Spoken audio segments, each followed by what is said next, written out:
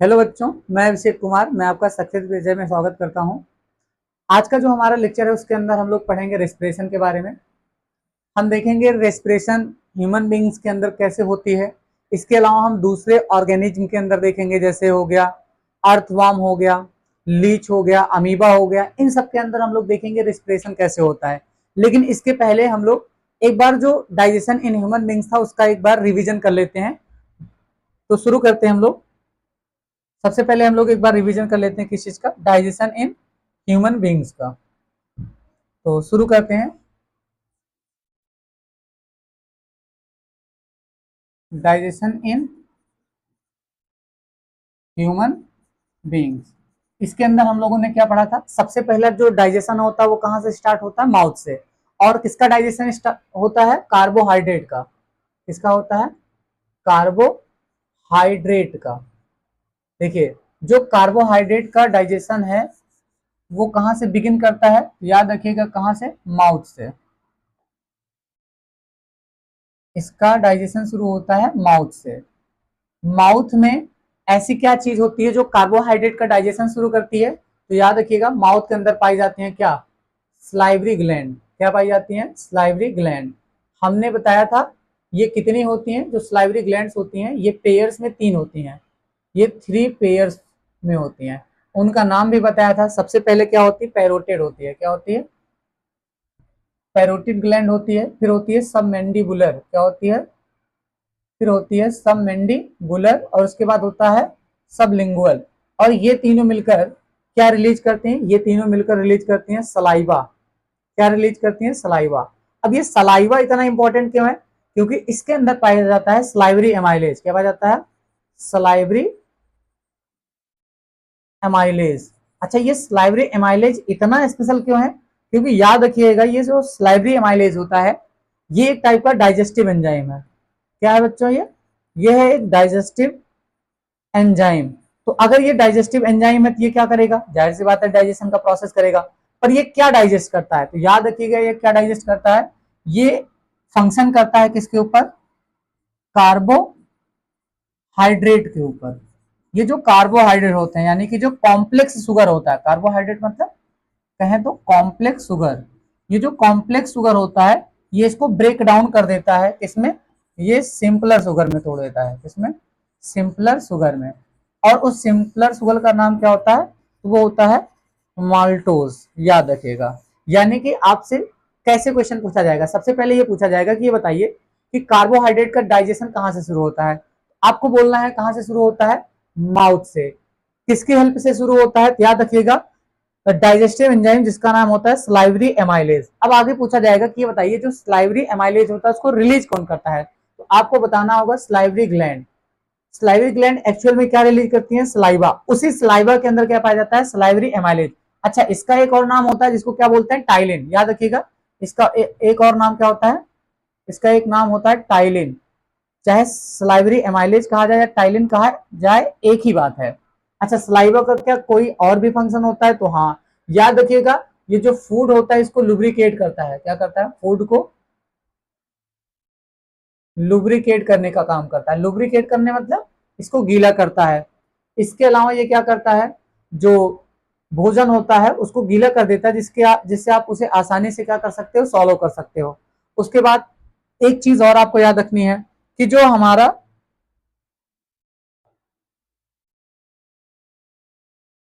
जो alimentary canal है, क्या एलिमेंट्री कैनल, जिसको हम दूसरे और किस नाम से जानते हैं उसको बोलते हैं गट। इसके बारे में थोड़ा जानते रहिएगा। इसके अंदर जो फूड आगे फॉरवर्ड होता है या बढ़ता है, यानी कि जो फूड फॉरवर्ड होता है उसके लिए एक मूवमेंट होती है। याद रखिएगा उस मूवमेंट का नाम होता है पेरिस्टेल्टिक मूवमेंट। क्या नाम होता है, पेरिस्टेल्टिक मूवमेंट। याद रखिएगा। अब आप सोचेंगे ये इतना इंपॉर्टेंट क्यों है। जैसे सपोज करिए आपने जो खाना खाया वो कहाँ था, माउथ में था। फिर आपने उसको च्यू किया with the help of teeth. उसके बाद वो फूड कहाँ जाता है, वो जाता है फर्निक्स में। फर्निक्स से कहाँ जाता है, आपको पता है ईसोफेगस में जाएगा। अब ईसोफेगस से जितनी भी हमारी गट है उसमें जो भोजन है वो कैसे आगे बढ़ता है, तो वो किसकी हेल्प से बढ़ता है, हमको याद रखना उस मोमेंट का नाम होता है पेरिस्टाल्टिक मोमेंट। ये एक मस्कुलर मूवमेंट होती है, क्या होती है, ये मस्कुलर मूवमेंट होती है। अच्छा, मस्कुलर मूवमेंट का मतलब क्या होता है, देखिए ये मस्कुलर मूवमेंट का मतलब क्या होता है कि जो मसल्स होती है ना वो दो काम करते हैं, एक तो कॉन्ट्रैक्ट करती हैं यानी कि कॉन्ट्रैक्शन होता है और रिलैक्सेशन होता है। क्या होता है, कॉन्ट्रैक्शन और क्या होता है, रिलैक्सेशन। याद रखिएगा, कॉन्ट्रैक्शन और रिलैक्सेशन। यानी कि जो ईसोफेगस है हमारा या ओवरऑल जो गट है उसके अंदर जो फूड आगे बढ़ता है वो किस मूवमेंट की हेल्प से होता है, तो पेरिस्टाल्टिक। याद रखिएगा कौन सी मूवमेंट, पेरिस्टाल्टिक मूवमेंट की हेल्प से। और ये कैसे होता है, जो मसल्स होती हैं, ये हम लोगों ने पढ़ा था ना, जो हमारी एलिमेंट्री कैनल है, एक्चुअली ये क्या होता है, ये एक मस्कुलर क्या होता है, ये एक मस्कुलर ट्यूब ही तो है, यानी कि मसल्स की बनी हुई ट्यूब है। तो ये जो मसल्स होती है कॉन्ट्रैक्शन शो करती हैं और क्या शो करती है, रिलैक्सेशन। और इसी कॉन्ट्रैक्शन और रिलैक्सेशन वाली मूवमेंट को हम क्या बोलते हैं, इसी को बोलते हैं पेरिस्टाल्टिक मूवमेंट। और ये पिछले बार ही एग्जाम में आया था कि ये बताइए जो पेरिस्टाल्टिक मूवमेंट होती है क्या वो सिर्फ इसोफेगस में होती है या ओवरऑल पूरी गट के अंदर होती है, तो याद रखिएगा पूरी एलिमेंट्री कैनल में ही ये मूवमेंट होती है जिसको हम क्या बोलते हैं, पेरिस्टाल्टिक मूवमेंट। और एक बात याद रखिएगा, जो ईसोफेगस होता है, क्या ईसोफेगस होता है, उसके अंदर कोई भी डाइजेशन नहीं होता, ईसोफेगस में किसी भी टाइप का डाइजेशन नहीं होता है।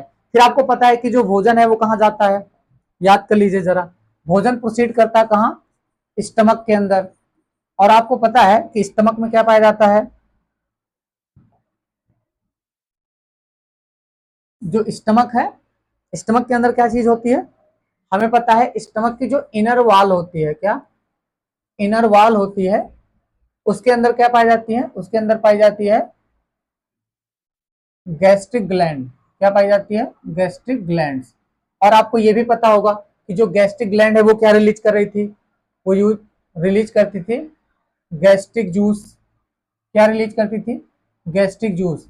और इस गैस्ट्रिक जूस के अंदर मेनली तीन चीजें पाई जाती थी, एक बार देख लेते हैं। सबसे पहले कौन पाया जाता था, HCl। फिर क्या होता था, म्यूकस। और उसके बाद क्या पाया जाता था, पेप्सिनोजन। क्या पाया जाता था, पेप्सिनोजन। ठीक है, म्यूकस और क्या पाया जाता था, HCl।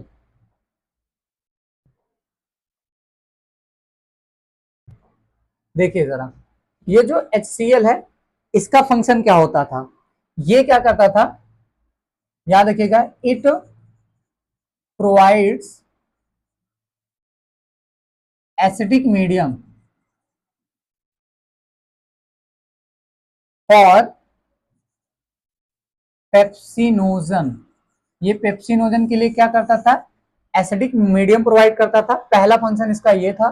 दूसरा फंक्शन क्या होता है, दूसरा ये काम करता है, ये जो बाहर से डिजीज कॉजिंग जर्म्स आते हैं उनको क्या कर देता है, किल कर देता था। मतलब it kills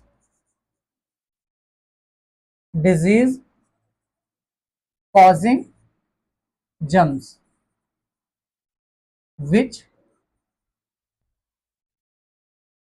come into stomach with food. यानी कि खाने के साथ,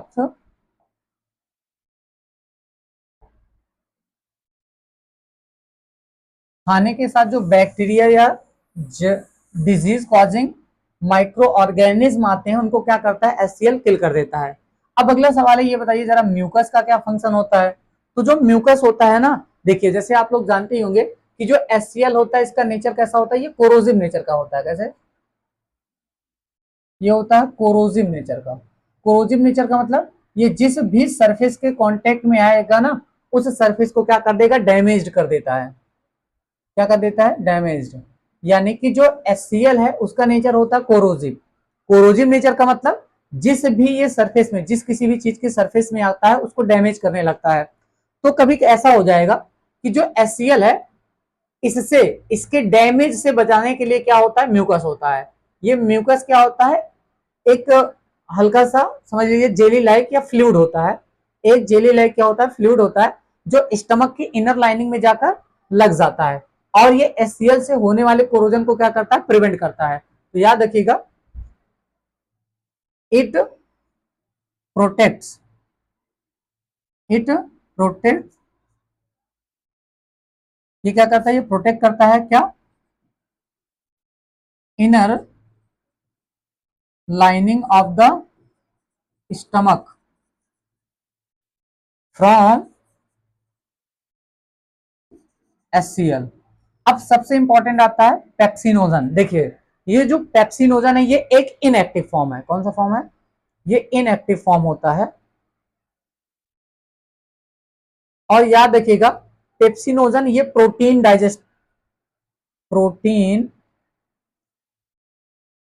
डाइजेस्टिव एंजाइम है। ये दिमाग में आपके रहना चाहिए कि जो पेप्सिनोजन होता है वो एक प्रोटीन डाइजेस्टिव एंजाइम है और ये पेप्सिनोजन फॉर्म में ये इनएक्टिव होता है।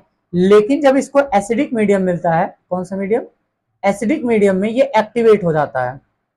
ये एसिडिक मीडियम में क्या हो जाता है, एक्टिवेट हो जाता है। और ये जब एक्टिवेट हो जाता है इसको हम बोलते हैं पेप्सिन। इसका जो एक्टिव फॉर्म है वो क्या कहलाता है, पेप्सिन। और ये किस पर वर्क करता है, इट वर्क्स ऑन प्रोटीन, यानी कि ये प्रोटीन का डाइजेशन करता है। किसका डाइजेशन, प्रोटीन का। ये आपके दिमाग में बैठ जाना चाहिए। तो अब यहां से आपको याद रखने लायक बातें क्या है, इतनी तो हमें याद ही रखनी है। इसके अलावा क्या याद रखना है कि जो प्रोटीन होता है, क्या, जो प्रोटीन है उसका डाइजेशन कहां से शुरू होता है, तो याद रखना है स्टमक से। अगर आपसे कोई पूछे कि कार्बोहाइड्रेट का डाइजेशन कहां से शुरू होता है, तो याद रखिएगा माउथ से।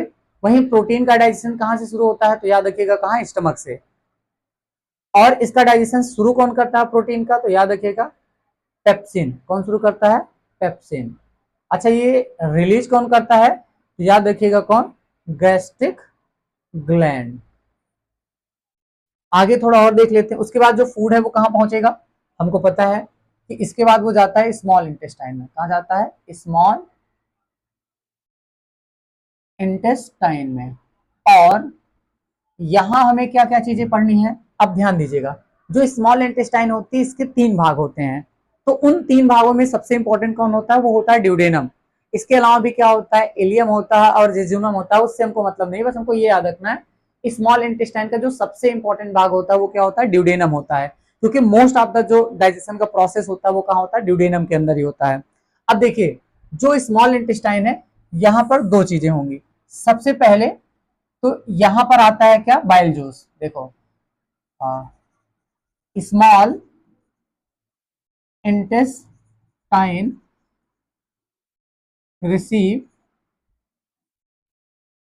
Bile juice. ये क्या रिसीव करता है, ये रिसीव करता है bile juice secreted by liver and stored by gall bladder and stored by gall bladder. देखिए आपको ये चीज याद रखनी है और ये बात याद रखनी है। देखिए जो बाइल जूस होता है उसको सीक्रेट कौन करता है, लीवर। पर वो स्टोर कहां होता है, गॉल ब्लैडर के अंदर। अच्छा ये आकर फंक्शन कहां शुरू करता है, स्मॉल इंटेस्टाइन में। मतलब जो बाइल जूस है वो आता कहां है, स्मॉल इंटेस्टाइन के अंदर, इसके अंदर। अब समझिए जो बाइल जूस होता है उसके अंदर क्या क्या चीजें पाई जाती हैं। सबसे पहले आपको ध्यान से सुनिएगा कि जो स्मॉल इंटेस्टाइन है यहां से 2 ग्लैंड्स के जो सिक्रेशन होते हैं वो इसी के अंदर आते हैं। कहां, स्मॉल इंटेस्टाइन के अंदर। पहला कौन होता है, लीवर। लीवर क्या रिलीज करता है, बाइल जूस, जो कि स्टोर कहां होता है, गॉल ब्लैडर के अंदर। अच्छा जो बाइल जूस होता है उसमें क्या क्या चीजें पाई जाती हैं, जो बाइल जूस है उसके अंदर मेनली 2 चीजें पाई जाती हैं। एक तो पाया जाता है बाइल सॉल्ट, क्या पाया जाता है, बाइल सॉल्ट। और एक पाया जाता है क्या, बाइल पिगमेंट। देखिए ये जो बाइल पिगमेंट होता है ये समझ लीजिए कुछ टॉक्सिक चीजें होती हैं, ये एक तरीके का वेस्ट है समझ लीजिए। ये वेस्ट होता है जिसको रिमूव कर दिया जाता है बॉडी के थ्रू, ये रिमूव कर दिया जाता है, क्या कर दिया जाता है, ये रिमूव हो जाता है बॉडी से। तो इसका विशेष फंक्शन नहीं होता। ये जो बाइल पिगमेंट होता है ये और सिंपलरी पिगमेंट में टूट जाता है, उसके बाद यूरिन में और जो स्टूल होता है उसके थ्रू इसको क्या कर दिया जाता है, बॉडी से बाहर कर दिया जाता है। लेकिन ये जो बॉयल सॉल्ट है ये बहुत इंपॉर्टेंट होता है, क्यों, क्योंकि ये करता है, ये हेल्प किसमें करता है, इमल्सिफिकेशन में। देखो बाइल सॉल्ट, किसकी बात कर रहे हैं हम लोग, हम बात कर रहे हैं बाइल सॉल्ट के। Bile salt emulsify, emulsify fat molecules, fat molecules. अच्छा, अब आप सोचेंगे ये फैट मॉलिक्यूल का इमल्सिफाई करना क्या होता है, इमल्सिफिकेशन क्या होता है, तो हम आपको यहां पर समझा देते हैं इमल्सिफिकेशन क्या होता है। देखिए इमल्सिफिकेशन का मतलब क्या होता है, जैसे मान लीजिए ये एक फैट का लार्ज मॉलिक्यूल है या लार्ज ग्लोब्यूल्स है, ये फैट का क्या है, एक लार्ज मॉलिक्यूल है। तो इसको क्या करना, इसको छोटे छोटे पार्ट्स में, ऐसे छोटे छोटे पार्ट्स में ब्रेक डाउन कर देना, इसको छोटे छोटे पार्ट्स में क्या कर देना, ब्रेक डाउन कर देना ऐसे। तो फैट के लार्ज मॉलिक्यूल को ब्रेक डाउन करना, क्या करना, ब्रेक डाउन करना किसमें, स्मॉल मॉलिक्यूल में, स्मॉल मॉलिक्यूल्स में। फैट के लार्ज मॉलिक्यूल को ब्रेक डाउन करना किसमें, स्मॉल मॉलिक्यूल्स में ही क्या कहलाता है, तो याद रखिएगा वो कहलाता है इमल्सिफिकेशन। क्या कहलाता है, इमल्सिफिकेशन। और ये जो इमल्सिफिकेशन है वो किसके हेल्प से किया जाता है, तो याद रखिएगा बाइल सॉल्ट की हेल्प से किया जाता है। और एक बात, ये इमल्सिफिकेशन इतना इंपॉर्टेंट क्यों होता है, क्योंकि जो ये फैट है ना, इसका डाइजेशन करने के लिए अभी एक डाइजेस्टिव एंजाइम आएगा जिसका नाम क्या होता है, लाइपेज। अब वो लाइपेज जो होता है वो इतने बड़े फैट मॉलिक्यूल को इजिली डाइजेस्ट नहीं कर पाएगा, इस वजह से क्या किया जाता है, इसको छोटा छोटा कर दिया जाता है ताकि इसकी जो कॉन्टैक्ट सरफेस है वो इंक्रीज हो जाए। और कॉन्टैक्ट सरफेस जब इंक्रीज हो जाएगी तो इसका डाइजेशन क्या हो जाता है, थोड़ा इजी हो जाता है। इस वजह से फैट के लार्ज मॉलिक्यूल को क्या किया जाता है, स्मॉल मॉलिक्यूल में तोड़ा जाता है। अब यहां से ना एक क्वेश्चन बनता है जो कि बहुत इंपॉर्टेंट है, आपसे ये पूछा जाएगा कि कोई पेशेंट है, कोई क्या है, पेशेंट है, उसका जो गॉल ब्लैडर है उसको क्या कर दिया गया, ऑपरेशन के थ्रू रिमूव कर दिया गया है। तो उस पेशेंट को डॉक्टर कैसे फूड न लेने के लिए क्या करेगा, सजेस्ट करेगा। मतलब जैसे मान लीजिए कोई भी आदमी है, उसका गॉल ब्लैडर काटकर बाहर निकाल लिया गया, ऑपरेशन के थ्रू उसको रिमूव कर दिया गया, तो अब डॉक्टर जो होता है या उस पेशेंट को किस टाइप का भोजन नहीं लेना चाहिए, तो याद रखिएगा फैट रिच फूड उसे नहीं लेना है। मतलब ऐसी चीजें नहीं खानी है जिसके अंदर बहुत ज्यादा ऑयल, फैट, ये सारी चीजें हों। क्यों, क्योंकि आपका गॉल ब्लैडर निकल जाने की वजह से आपके पास बाइल सॉल्ट नहीं होगा, और जो बाइल सॉल्ट है वो इमल्सिफिकेशन का प्रोसेस करता है। तो जब आपके पास गॉल ब्लैडर ही नहीं है तो जो बाइल जूस है वो स्टोर कहां होगा, बाइल जूस होगा नहीं तो स्मॉल इंटेस्टाइन में आएगा नहीं, इस वजह से इमल्सिफिकेशन नहीं हो पाएगा और फैट के डाइजेशन में बहुत सारी प्रॉब्लम आएंगी। इस वजह से जिसका गॉल ब्लैडर ऑपरेशन के थ्रू रिमूव कर लिया जाता है, डॉक्टर हमेशा उसे सजेस्ट करते हैं कि वो फैट रिच फूड ना ले, ठीक है। इसके अलावा तो याद रखिएगा जो बाइल सॉल्ट होता है ये इमल्सिफिकेशन करता है। इसके अलावा इसका एक और फंक्शन होता है, ये जो बाइल जूस है, याद रखिएगा जो बाइल जूस है इसका नेचर कैसा होता है, basic, it is basic in nature. याद रखिएगा it is basic in nature, इसका नेचर जो होता है वो कैसे होता है, बेसिक। अच्छा, इसका मतलब क्या है, बेसिक होने का मतलब क्या है, आपको पता होगा स्टमक में जो फूड था, स्टमक के अंदर जो फूड होता है वो एसिडिक होता है, कैसा होता है, एसिडिक। तो वो जो एसिडिक फूड स्टमक से आता है उसका मीडियम चेंज कर दिया जाता है, यानी कि उसको बेसिक मीडियम में कन्वर्ट कर दिया जाता है, किसके हेल्प से, इस बाइल जूस की वजह से। क्योंकि इसका जो नेचर है वो कैसा होता है, बेसिक इन नेचर होता है। इस बेसिक इन नेचर की वजह से जो स्टमक से आने वाला एसिडिक फूड होता है उसको कन्वर्ट कर दिया जाता है किसमें, बेसिक में। क्यों, क्योंकि अभी हम लोग पढ़ेंगे इसके बाद किसके बारे में, पैनक्रियाज के बारे में, जो कि क्या रिलीज करती है, पैनक्रियाटिक जूस। तो जो पैनक्रियाटिक जूस होते हैं, जैसे जो याद करिए जो पेप्सिन है या पेप्सिनोजन है वो एसिडिक मीडियम में फंक्शन करता है, वैसे जो पैनक्रियाज रिलीज करती है पैनक्रियाटिक जूस, उसके अंदर जो एंजाइम पाए जाते हैं वो हमेशा बेसिक मीडियम में फंक्शन करते हैं। तो अगला जो है वो क्या है, अगला है हमारा पैनक्रियाज। क्या है, पैनक्रियाज। ये भी एक डाइजेस्टिव ग्लैंड है। ये क्या रिलीज करती है, तो याद रखिएगा, ये पैनक्रियाटिक जूस रिलीज करती है। क्या रिलीज करती है, पैनक्रियाटिक जूस। अच्छा, इस पैनक्रियाटिक जूस का काम, इसके अंदर मेनली तीन टाइप के डाइजेस्टिव एंजाइम पाए जाते हैं। सबसे पहले पाया जाता है पैनक्रियाटिक एमाइलेज। क्या पाया जाता है, पैनक्रियाटिक एमाइलेज। क्या पाया जाता है, पैनक्रियाटिक एमाइलेज। दूसरा पाया जाता है लाइपेज, और तीसरा पाया जाता है क्या, ट्रिप्सिन।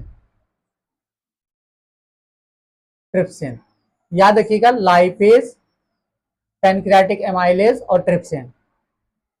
पैनक्रियाज जिसका स्ट्रक्चर कैसा होता है, पत्ती जैसा, कुछ ऐसा, ऐसे ऐसे, ये ऐसे होता है, जो कि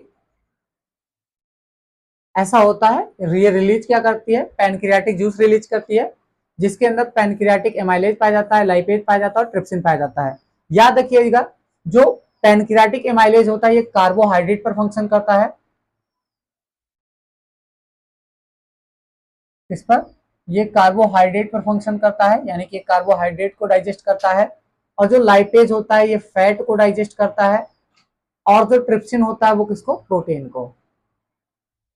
यानी कि पैनक्रियाज क्या है, पैनक्रियाटिक एमाइलेज जो होता है वो कार्बोहाइड्रेट डाइजेस्टिव एंजाइम होता है, जबकि जो लाइपेज होता है वो फैट, और जो ट्रिप्सिन होता है वो क्या होता है, प्रोटीन। अब यहां से एक इंपॉर्टेंट बात और याद रखनी है, आपसे ये पूछा जाएगा, ये बताइए फैट का डाइजेशन कहां से स्टार्ट होता है। तो याद रखिएगा, जो फैट का डाइजेशन है, इसका फैट का डाइजेशन है वो कहां से स्टार्ट होता है, तो आप अपने दिमाग में बैठा लीजिए, वो स्टार्ट होता है कहां से, स्मॉल इंटेस्टाइन से।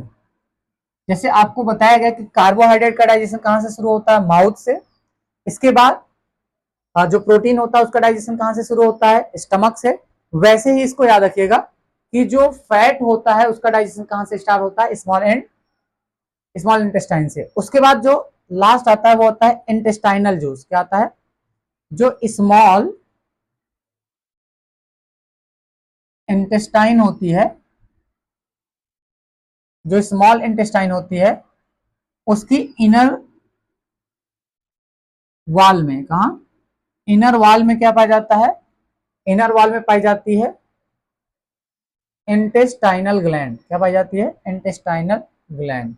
ये जो इंटेस्टाइनल ग्लैंड होती है ये एक जूस रिलीज करती है, उसका नाम होता है इंटेस्टाइनल जूस।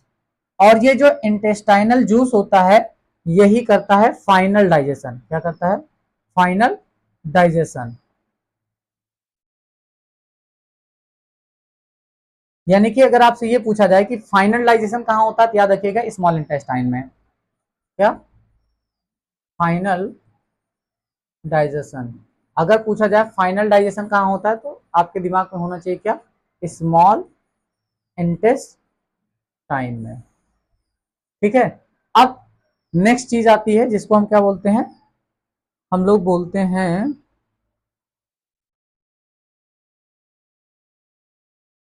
एब्जॉर्प्शन। ये थोड़ा ध्यान रखिएगा क्योंकि ये पूछा जाने वाला है। एब्जॉर्प्शन क्या होता है या कैसे होता है, पहले तो ये समझिए। देखिए, एब्जॉर्प्शन का साइट क्या होता है, यानी कि site of absorption, site of absorption in human beings, यानी कि इंसानों के अंदर जो एब्जॉर्प्शन होता है वो किस जगह पे होता है। तो आपको याद रखना क्या, वो होता है स्मॉल इंटेस्टाइन में। कहां होता है, स्मॉल इंटेस्टाइन में। क्या कह रहे हैं, एब्जॉर्प्शन जो होता है इंसानों के अंदर वो कहां होता है, स्मॉल इंटेस्टाइन में। अच्छा, अब ये सवाल ये है कि स्मॉल इंटेस्टाइन में अगर एब्जॉर्प्शन होता है तो कुछ स्पेशल बात होती होगी तभी तो होता है। तो ऐसे समझिए, मान लीजिए ये स्मॉल इंटेस्टाइन है समझने के लिए, तो ये वाली जो आपको ये जो अंदर बनाया जा रहा है, ऐसे समझिए, ये क्या है, मान लीजिए ये जो अंदर बनाया जा रहा है इसको इनर लाइनिंग बोलेंगे। क्या बोलेंगे, इनर लाइनिंग। ये स्मॉल इंटेस्टाइन की क्या है, इनर लाइनिंग है, जो व्हाइट कलर से बनाई जा रही है। तो इस इनर लाइनिंग में ना ऐसे फिंगर लाइक प्रोजेक्शन पाए जाते हैं, ऐसे ऐसे क्या पाए जाते हैं, फिंगर लाइक क्या पाए जाते हैं, प्रोजेक्शन पाए जाते हैं। और ये जो फिंगर लाइक प्रोजेक्शन होते हैं, इनको क्या बोलते हैं, इनको बोलते हैं विली या विलाई, जो आप बोलना चाहे बोल सकते हैं। ये फिंगर लाइक क्या होते हैं, प्रोजेक्शन होते हैं। ये होते हैं फिंगर लाइक, ये होते हैं फिंगर लाइक प्रोजेक्शंस। ये जो फिंगर लाइक प्रोजेक्शंस होते हैं, इनको क्या बोला जाता है, विली या विलाई, ठीक है। अच्छा, इनका फंक्शन क्या होता है, पहले तो ये समझिए कि ये जो विलाई होता है, ये होता है they are supplied with, they are supplied with rich blood vessels, rich blood vessels. देखिए पहले एब्जॉर्प्शन होकर ये जो भी न्यूट्रिएंट्स हैं वो कहाँ जाएंगे, जाहिर सी बात है वो सेल में जाएंगे। तो जब सेल में जाएंगे तो वहां क्या होगा, सेलुलर रेस्पिरेशन होगा। तो सेलुलर रेस्पिरेशन के लिए जरूरी होता है कि जितने भी न्यूट्रिएंट्स है वो कहाँ पहुंचाए जाए, सेल के अंदर पहुंचाए जाए। और सेल के अंदर पहुंचाएगा कौन, ब्लड। और ब्लड फ्लो कहाँ करता है, जाहिर सी बात है अगर हम ब्लड की बात करें कि ब्लड कहाँ फ्लो करता है, तो जाहिर सी बात है ब्लड जो है वो फ्लो करता है कहाँ, ब्लड वेसल्स में। तो अगर एब्जॉर्प्शन होकर उसे ट्रांसपोर्ट करवाना है सेल के पास तक, तो जरूरी है कि वहां पर ब्लड वेसल्स होनी चाहिए। इसलिए याद रखिएगा कि जो विलाई होता है उसके they are supplied with rich blood vessels, यहां बहुत सारी ब्लड वेसल्स पाई जाती हैं। इसके अलावा ये क्या करता है, it provides, it provides large surface area, large surface area for the absorption, for the absorption. कितनी बातें याद रखनी है कि सबसे पहले आपको याद रखना है साइट ऑफ एब्जॉर्प्शन क्या होता है। तो साइट ऑफ एब्जॉर्प्शन होता है क्या, स्मॉल इंटेस्टाइन। स्मॉल इंटेस्टाइन की जो इनर लाइनिंग होती है उनके अंदर फिंगर लाइक प्रोजेक्शन पाए जाते हैं, जिसको क्या बोलते हैं, विलाई बोलते हैं। और ये विलाई के अंदर बहुत सारी ब्लड वेसल्स पाई जाती हैं। इसके अलावा ये लार्ज सरफेस एरिया प्रोवाइड करता है किसके लिए, एब्जॉर्प्शन के लिए।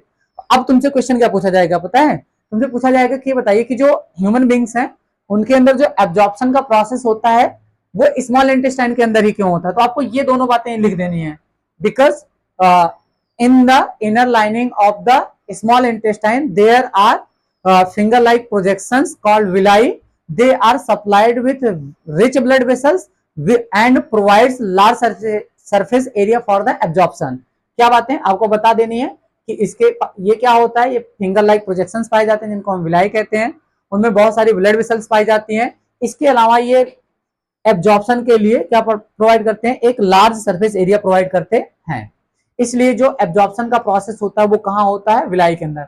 अच्छा सवाल ये है कि ये बताइए कि ये जो एब्जॉर्प्शन का प्रोसेस है वो किसके हेल्प से होता है। तो आपने क्लास 9 में नाम पढ़ा होगा किसका, डिफ्यूजन का। ये जो एब्जॉर्प्शन हो रहा है वो किस प्रोसेस के थ्रू हो रहा है, एब्जॉर्प्शन का। मतलब जो एब्जॉर्प्शन का प्रोसेस है वो डिफ्यूजन के थ्रू हो रहा है। मतलब जो मॉलिक्यूल्स हैं वो हायर कंसंट्रेशन से कहां जा रहे हैं, लोअर कंसंट्रेशन में जा रहे हैं। यानी कि एब्जॉर्प्शन में जिस प्रोसेस की इन्वॉल्वमेंट होती है उस प्रोसेस का नाम क्या होता है, डिफ्यूजन। और वो प्रोसेस जो एब्जॉर्प्शन की प्रोसेस है वो कहां होती है, स्मॉल इंटेस्टाइन में। क्यों होती है, क्योंकि स्मॉल इंटेस्टाइन की इनर लाइनिंग में फिंगर लाइक प्रोजेक्शन पाए जाते हैं जिनको हम विलाई बोलते हैं, जिनके अंदर बहुत सारी ब्लड वेसल्स पाई जाती हैं। और ये एब्जॉर्प्शन के लिए लार्ज सरफेस एरिया प्रोवाइड करती हैं। इस वजह से क्या होता है, जो एब्जॉर्प्शन का प्रोसेस है वो कहां होता है, विलाई के अंदर होता है। इसके अलावा एक बात और याद रख लेनी है, क्या याद रखनी है कि जो लार्ज इंटेस्टाइन होता है इसका फंक्शन क्या होता है। तो ये जो लार्ज इंटेस्टाइन होता है, जैसे देखिए मोस्ट ऑफ द एब्जॉर्प्शन का प्रोसेस कहां हो जाता है, स्मॉल इंटेस्टाइन में। लेकिन कुछ वाटर मॉलिक्यूल्स जो होते हैं वो बचे रह जाते हैं। तो जो बचे हुए यानी कि लेफ्ट वाटर मॉलिक्यूल्स होते हैं उनका जो एब्जॉर्प्शन होता है वो याद रखिए कहां होता है, लार्ज इंटेस्टाइन में होता है। कहाँ होता है? लार्ज इंटेस्टाइन में। यानी कि जो वाटर के मॉलिक्यूल्स होते हैं, एक्सेस वाटर मॉलिक्यूल, उनका जो एब्जॉर्प्शन होता है वो कहाँ होता है? लार्ज इंटेस्टाइन में। इतनी सारी प्रोसेस हो जाने के बाद जो चीजें बचती हैं उसका नाम क्या होता है? उसका नाम होता है वेस्ट। क्या होता है? वेस्ट। और वो वेस्ट जो होता है वो रेक्टम में जाता है, और रेक्टम के बाद एनस के थ्रू क्या कर दिया जाता है? बाहर निकाल दिया जाता है। इतनी सारी प्रोसेस होती है कहाँ? डाइजेशन के अंदर। अच्छा, हमने डाइजेशन देख लिया कि डाइजेशन में डाइजेस्ट हो गई चीजें। अच्छा, डाइजेशन में क्या होता है याद रखिएगा, जो कार्बोहाइड्रेट होता है, क्या कार्बोहाइड्रेट होता है, वो डाइजेस्ट होता है किसमें? वो डाइजेस्ट होकर चेंज हो जाता है ग्लूकोज में। किसमें चला जाता है? ग्लूकोज में। जबकि जो फैट है भैया वो जाता है फैटी एसिड में। कहा जाता है? फैटी एसिड और ग्लिसरॉल में जाता है। ठीक है। और वहीं जो प्रोटीन होता है, अगर हम प्रोटीन की बात करें तो ये जाता है एमिनो एसिड में। कहा जाता है? एमिनो एसिड में। अब देखिए, हम लोग इतना मेहनत काहे कर रहे हैं? क्योंकि हमको चाहिए एनर्जी। हमको क्या चाहिए? एनर्जी। बट हमें पता है डाइजेशन से हमें एनर्जी नहीं मिलती। एनर्जी के लिए जरूरी है रेस्पिरेशन। एनर्जी के लिए क्या जरूरी है भैया? एनर्जी के लिए जरूरी है रेस्पिरेशन। अच्छा, रेस्पिरेशन के अंदर क्या होता है कि जो ग्लूकोज है वो ब्रेक डाउन होता है, और ब्रेक डाउन होकर क्या? कार्बन डाइऑक्साइड, वाटर, और क्या फॉर्म करता है? एनर्जी फॉर्म करता है। तो अच्छा, ये ग्लूकोज आया कहां से भैया? डाइजेशन से ही तो। ये कार्बोहाइड्रेट ही तो कन्वर्ट होकर किसमें कन्वर्ट हुआ? ग्लूकोज में ना, डाइजेशन के बाद। तो ये ग्लूकोज को एब्जॉर्ब कहां कर लिया गया? इसी ग्लूकोज को एब्जॉर्ब कर लिया जाता है कहां? विलाई में ना, स्मॉल इंटेस्टाइन के। और ये कहां पहुंचा दिया जाता है ब्लड की हेल्प से? तो ये पहुंचा दिया जाता है सेल के पास। और ये सेल के अंदर जो ग्लूकोज होता है ये ऑक्सीजन के प्रेजेंस में ब्रेक डाउन करता है, और कार्बन डाइऑक्साइड, वाटर, और क्या फॉर्म करता है? एनर्जी। तो अब हमें देखना है क्या? रेस्पिरेशन।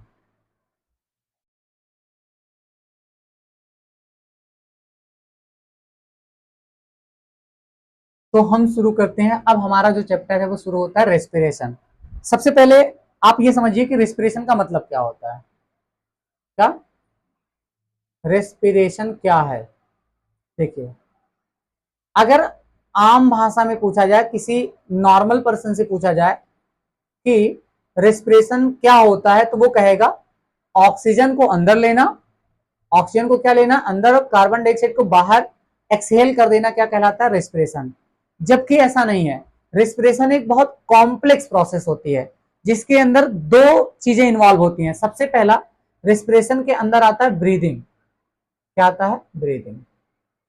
जो कि एक कैसा है? ये एक मैकेनिकल है। ये एक मैकेनिकल प्रोसेस है। कैसा भैया?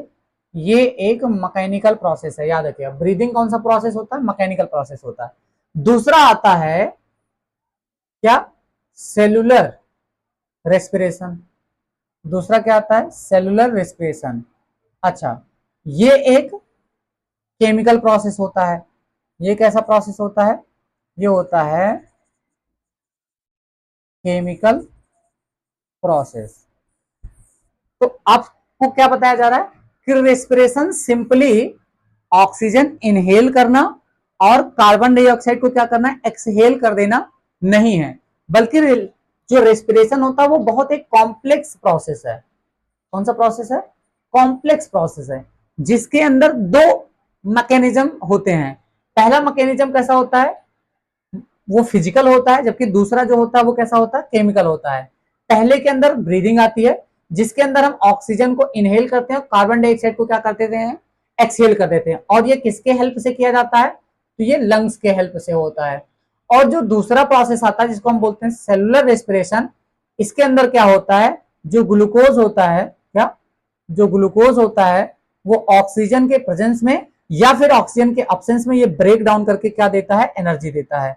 तो आप याद रखिएगा, अगर पूछा जाए रेस्पिरेशन क्या होता है, तो रेस्पिरेशन एक प्रोसेस है जिसके अंदर ऑक्सीजन को इनहेल किया जाता है, कार्बन डाइऑक्साइड को एक्सहेल किया जाता है, और जो ग्लूकोज होता है उसका सेल के अंदर ब्रेकडाउन होता है, और ब्रेकडाउन के बाद क्या रिलीज होती है? एनर्जी। ये पूरी होल प्रोसेस क्या कहलाती है? रेस्पिरेशन कहलाती है। जैसे देखिए, एक ऐसा मेटाबॉलिक प्रोसेस जिसके अंदर जो सेल होती है वो ब्रेक डाउन करती है न्यूट्रिएंट्स को। मेनली न्यूट्रिएंट्स में कौन सा न्यूट्रिएंट्स? ग्लूकोज को। और ये रिलीज करती है energy. In form of ATP, और एक्सपेल मतलब बाहर निकालती है या रिलीज करती है क्या, carbon dioxide and water as a waste. ठीक है, वाटर तो हालांकि वेस्ट नहीं होता, उसको वापस यूज कर लिया जाता है, लेकिन जो कार्बन डाइऑक्साइड होता है उसको क्या कहते हैं, वो वेस्ट होता है। और ये भी कितने टाइप का होता है, दो, एक होता है एरोबिक रेस्पिरेशन और एक क्या होता है, एनारोबिक। एरोबिक रेस्पिरेशन जिसमें ऑक्सीजन इन्वॉल्व रहेगी, अगर ऑक्सीजन इन्वॉल्व है तो उसे क्या बोलेंगे, एरोबिक रेस्पिरेशन, और अगर ऑक्सीजन इन्वॉल्व नहीं है तो उसे क्या बोलेंगे, एनारोबिक रेस्पिरेशन। तो आगे देखते हैं हम लोग।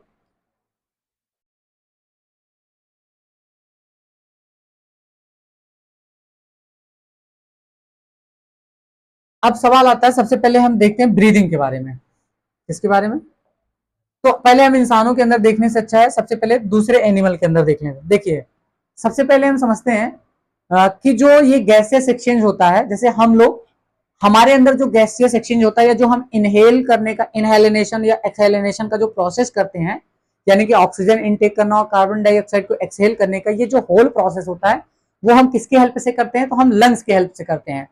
और उसके अंदर किसकी इन्वॉल्वमेंट होती है, एक मस्कुलर स्ट्रक्चर्स का जिसका नाम क्या होता है, डायफ्राम। तो ह्यूमंस के अंदर या जो लैंड एनिमल्स होते हैं वो मेनली जो रेस्पिरेशन होता है, या रेस्पिरेशन ना कहकर हम ब्रीदिंग कहें तो ज्यादा अच्छा रहेगा, वो किसके हेल्प से करते हैं, लंग्स के हेल्प से। लेकिन बहुत सारे ऐसे एनिमल्स होते हैं जिनके पास लंग्स नहीं होता, जैसे एक्वेटिक होते हैं, वो लंग्स से लंग लंग का यूज नहीं करते हैं ब्रीदिंग के लिए। ऐसे बहुत सारे ऐसे एनिमल्स होते हैं, ज्यादातर मतलब जैसे ये समझिए, जो मैमल्स हो गए या जो ऐसे एनिमल्स हो गए जो लैंड पर रहते हैं, वो मेनली उनका जो ब्रीदिंग ऑर्गन होता है वो कौन सा होता है, लंग्स होता है। लेकिन ऐसे बहुत सारे ऑर्गेनिज्म में जो लंग्स का यूज नहीं करते बल्कि दूसरे ऑर्गन का यूज करते हैं, तो उनके बारे में देख लेते हैं। सबसे पहले हम बात कर लेते हैं अर्थवॉर्म का। अगर आपसे ये पूछा जाए कि जो अर्थवॉर्म है वो गैसियस एक्सचेंज या ब्रीदिंग किसकी हेल्प से करता है, तो याद रखिएगा स्किन की हेल्प से।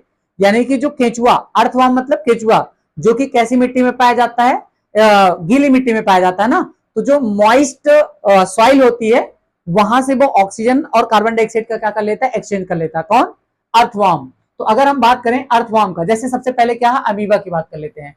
अगर ये पूछा जाए कि जो अमीबा है वो गैसियस एक्सचेंज किसके हेल्प से करता है, तो याद रखिएगा सेल मेम्ब्रेन के हेल्प से। और सेल मेम्ब्रेन में जो प्रोसेस इन्वॉल्व होती है उसका नाम क्या होता है, डिफ्यूजन। मतलब अगर आपसे ये पूछा जाए कि अमीबा का ब्रीदिंग ऑर्गन कौन सा होता है, तो आपको जवाब देना होगा कौन सा, सेल मेम्ब्रेन। वहीं जब आपसे ये पूछा जाए कि अर्थवर्म का क्या होता है, तो आपको क्या बता देना है, स्किन। वहीं जो फिश, पॉन्स और मजल्स होते हैं, इनका अगर ब्रीदिंग ऑर्गन पूछा जाए तो वो कौन से होते हैं, गिल्स। क्योंकि ये पानी के अंदर रहते हैं ना, तो जो पानी के अंदर ऐसे एनिमल्स जो पानी में रहते हैं वो हमेशा जो ब्रीदिंग का प्रोसेस है वो कहां से करते हैं, गिल्स से। अर्थवर्म किससे करता है, स्किन से। इसके अलावा याद रखिएगा जो लीच होता है, लीच जिसको हम लोगों ने कहा पढ़ा था, पैरासाइटिक, मतलब ये पैरासाइटिक होता नहीं, इसके अंदर भी जो ब्रीदिंग का प्रोसेस होता है वो भी कहां से होता है, स्किन से होता है। यानी कि अर्थवर्म की बात कर लें और लीच की बात कर लें, तो ये दोनों के दोनों, इनका जो ब्रीदिंग ऑर्गन है वो कौन सा है, स्किन है। वहीं अगर हम ग्रास हॉपर, कॉकरोच जिसको हम दूसरी भाषा में क्या कहते हैं, कॉकरोच, हाउस फ्लाई हो गया, मस्किटो हो गया, इनका जो ब्रीदिंग ऑर्गन होता है उसका नाम होता है ट्रैकिया। जैसे ये जितने भी ऑर्गेनिज्म है इनकी बॉडी पर बहुत छोटे छोटे पोर पाए जाते हैं या होल पाए जाते हैं, जिसको हम क्या बोलते हैं, स्पायरेकल्स बोलते हैं। और वहीं पर एक ट्यूब पाई जाती है, उस ट्यूब का नाम क्या होता है, ट्रैकिया। तो इस ट्रैकिया या स्पायरेकल्स के हेल्प से ये क्या करते हैं, ब्रीदिंग करते हैं। क्या करते हैं, ये ब्रीदिंग। याद रखिएगा, अगर आपसे ये पूछा जाए कि अमीबा में जो ब्रीदिंग होता है वो किसके हेल्प से होता है, तो आपको सिंपली जवाब दे देना है, सेल मेम्ब्रेन से। अर्थवर्म, लीच स्किन से। फिश, पॉन्स और मजल्स किसकी वजह से, गिल्स से। ग्रास हॉपर या हाउस फ्लाई या मस्कीटो हो गया तो वो ट्रैकिया या स्पायरेकल्स के हेल्प से करते हैं। उसके बाद देखते हैं,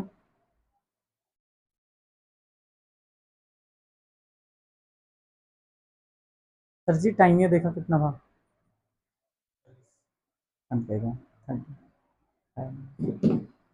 ठीक।